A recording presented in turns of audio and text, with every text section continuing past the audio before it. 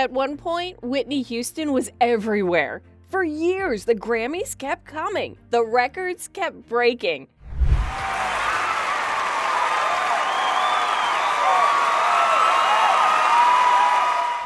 She started singing at New Hope Baptist Church when she was just 5 years old. Gospel shaped how she felt music.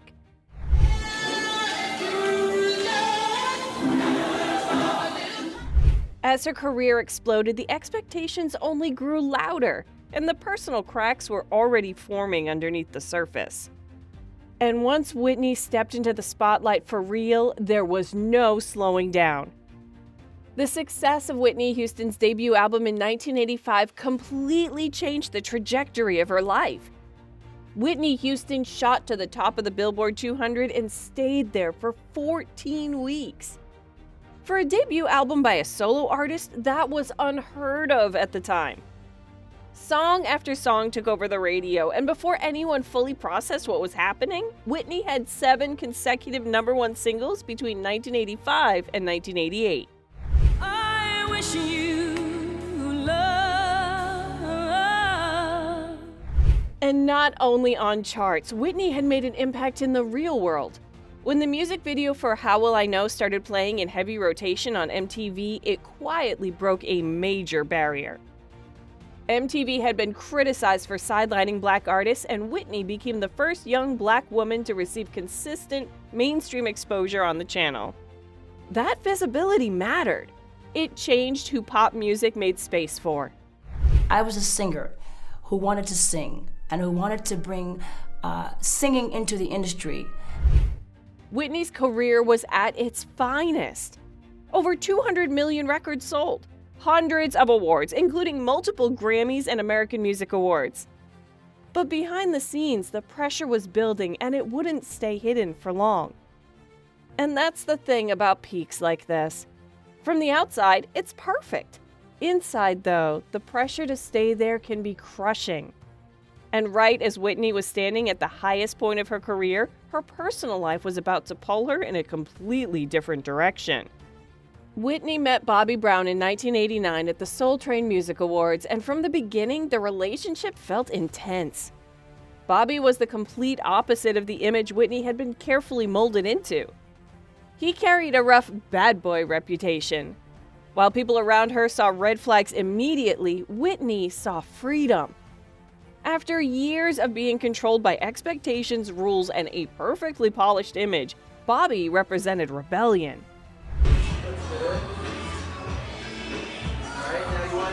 They married in 1992, right in the middle of Whitney's career peak, and almost everyone close to her warned against it. Bobby was already known for his temper, his arrests, and his drug use. But Whitney ignored the concerns. The relationship quickly became codependent, with both of them feeding off each other's chaos. When their daughter Bobby Christina was born in 1993, it should have been a stabilizing moment. Instead, the household grew more unstable. Drug use became normalized behind closed doors, with marijuana, cocaine, and other substances becoming part of daily life. As Whitney's fame continued to overshadow Bobby's career, resentment set in. He struggled with being seen as Mr. Whitney Houston, and jealousy became a constant issue. Rumors about Whitney's sexuality and her close relationship with Robin Crawford added more tension. Both of us cheated on each other, period.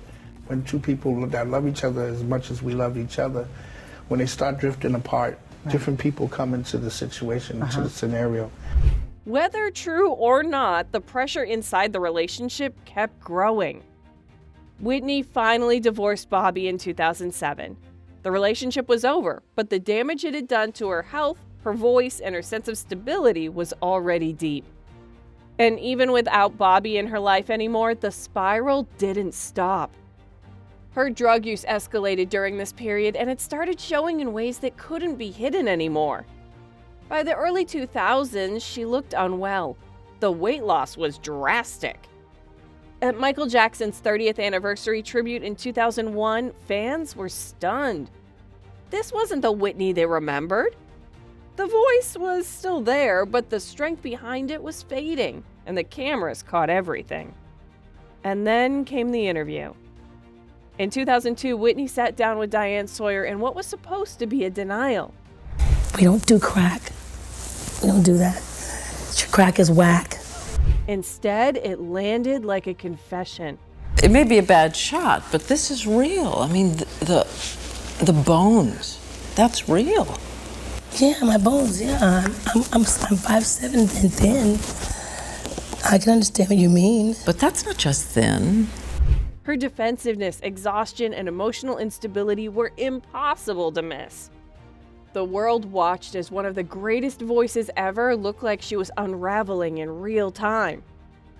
By the late 2000s, Whitney was trying to pull herself back together. There were genuine attempts at a comeback, and for a moment, it felt like things might turn around. Her 1998 album, My Love Is Your Love, had already shown a much more mature, grounded side of her, and in 2009, she returned with I Look to You. The album debuted strong, and fans were hopeful. Whitney spoke openly about getting clean and sounded determined to rebuild her life. But the damage had already taken a toll.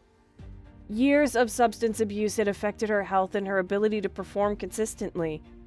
Still, she kept pushing, partly out of love for music and partly because stepping away had never really been an option for her. Singer Whitney Houston, one of the greatest voices of our generation. CNN has gotten confirmation from her representative. On February 11, 2012, Whitney Houston was found unresponsive in the bathtub of her room at the Beverly Hilton Hotel. She was just 48 years old. The official cause of death was accidental drowning, with heart disease and cocaine use listed as contributing factors. The news stunned the world.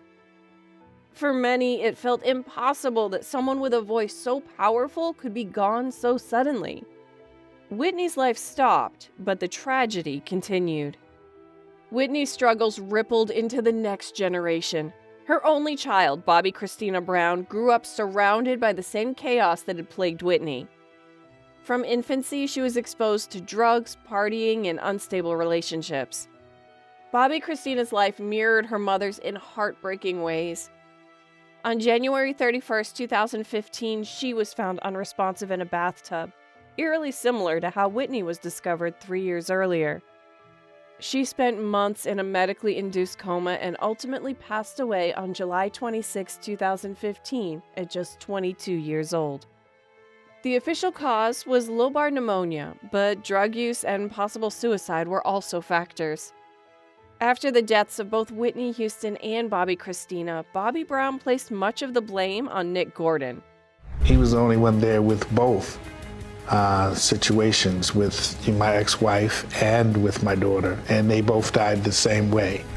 He described Gordon as a destructive presence in their lives and contributing to the toxic environment surrounding Bobby Christina in her final years. Bobby openly stated that he believed Nick played a direct role in the downward spiral that led to his daughter's death, calling him a bad influence who should never have been allowed so close to the family. So you think that he killed Whitney as well? I believe so. Even after everything, Whitney Houston's voice remains timeless. Beyond her talent, she broke barriers for Black women in pop music.